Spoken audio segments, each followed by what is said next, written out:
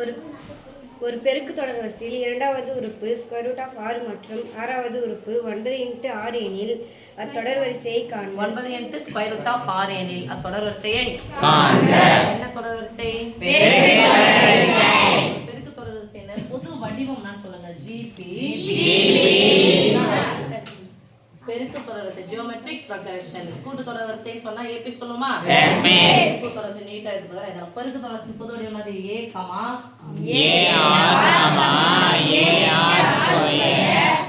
up to etc. வா?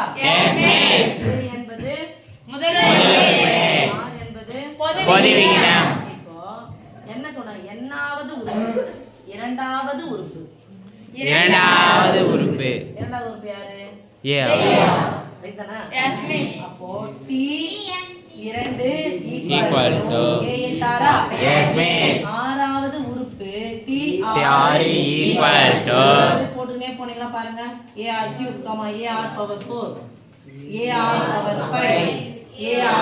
ar⁴ முதல் உறுப்பு இரண்டாவது உறுப்பு மூணாவது உறுப்பு நாலாவது உறுப்பு அஞ்சாவது உறுப்பு தானப்பா? என்னாவது உறுப்பு ஃபார்ம் ஆகுது a × r⁻n−1 தானே?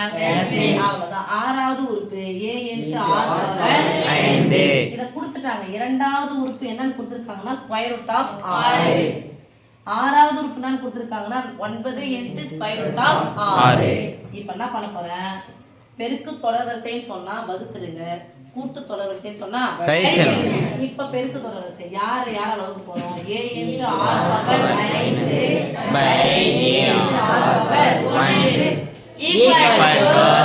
ஆறாவது உறுப்பு என்னன்னு தந்துட்டாங்க 9 × √6. இதனுடைய இது இரண்டாவது உறுப்பு என்ன தந்துட்டாங்க?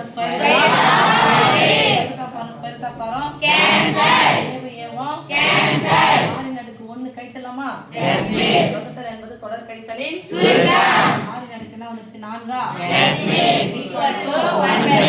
இந்த அடுக்கு 4 இருக்கு. ரைட்? அப்ப இத என்ன பண்ணனும்? அடுக்கு 4 எழுதணும். 9 என்ன ஸ்கொயர்? 3. வெறும் 3 எப்ப கிடைக்கும்? அப்ப √3ஐயும் √3 இருக்குன்னா வெறும் 3 எத்தனை முறை போட்டு? 2 முறையா? என்ன ஆயிடுச்சு? 4. அப்போ இந்த 9 எப்படி எழுதலாம் சாமி பாருங்க. √3 4க்கு 4 இருக்கு. 6க்கு என்ன இருக்கு? இத மட்டும் வச்சுக்கோங்க. இங்க ஆன்சர் போலாம். இரண்டாவது உறுப்பு என்னன்னு சொல்லிட்டாங்க? √6. சொன்னதானே சாமி? r என்பது என்னன்னு கொடுத்திருக்காங்க? √3. அப்போ a × r √6 எனக்கு a னுடைய மதிப்பு கிடைக்கணும். ரைட்? நம்ம போய் அப்ளை பண்ண போறோம். அப்ப வேற ஒண்ணும் இல்ல. a × √3 √3க்கு √6 சம்மந்தம் இருக்கா இல்லையா? √6 எழுதலாம். 3 × 2 எழுதலாமா? நடுவுல பெருக்கல வந்துட்டோம். √6 அந்த 3க்கு சொந்தம் 2க்கு சொந்தம். √3 × √2 எழுதலாமா? அப்போ √3 கூட யார பெருக்குனா √6 கிடைக்கும்? √2. அப்ப a உடைய மதிப்பு இங்க பாருங்க. இங்க கரெக்ட் ஆயிடுச்சா? ஓகேவா? அப்ப இங்க போட போறோம். therefore ஜிபி போட்டுக்கலாமா? therefore அந்த பெருக்கு தொடர் வரிசை a உடைய மதிப்பு நல்லா பார்த்து சாமி. √6 √3 கிடைச்சிச்சு. 3 2 6. வெறும் 2 போடணுமா? √2 போடணுமா? அப்ப √2 கமா √6 இங்க பாரு சாமி. r ஸ்கொயர் பண்ணனும். இத ஸ்கொயர் பண்ணாதான் r ஸ்கொயர்.